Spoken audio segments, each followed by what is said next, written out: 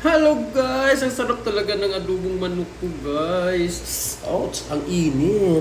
Yan, adobong paa ng manok. At saka batikulon. So ito yung sinasabi ko sa inyo na kailangan nyo siyang, ang init guys.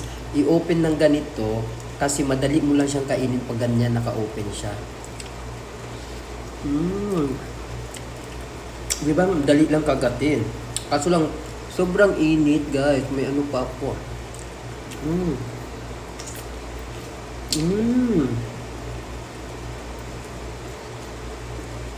Wait lang. Ang sarap. Ang sarap nga. Huwag yung pansinin yung chan ko. Malaki na talaga saan.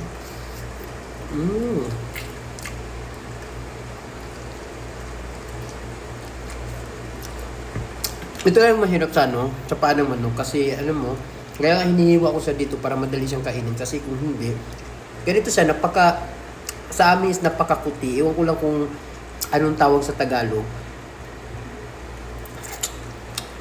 Maya, bumaba ka dyan. Kumakain ako. Sa mga puta ko talaga. Bumaba ka dyan, bumaba ka dyan. Ayun, bumaba na. Kailangan pa talaga siyang saktan.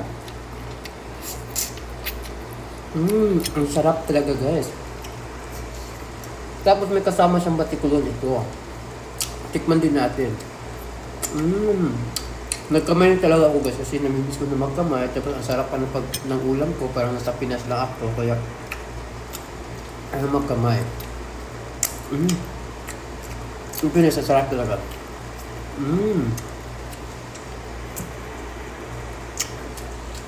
Ito na. Pero habang tumatagal, so masarap yung luto ko. Inaamin ko naman pag hindi masarap, guys.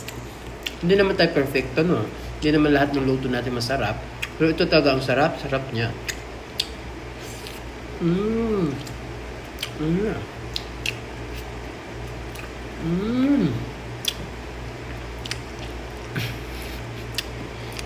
Tissue, please. Kailangan ng tissue kasi kahit saan na lang napapadpad yung ano ng paa. Kahit saan na lang kumakapit yung paa. Ang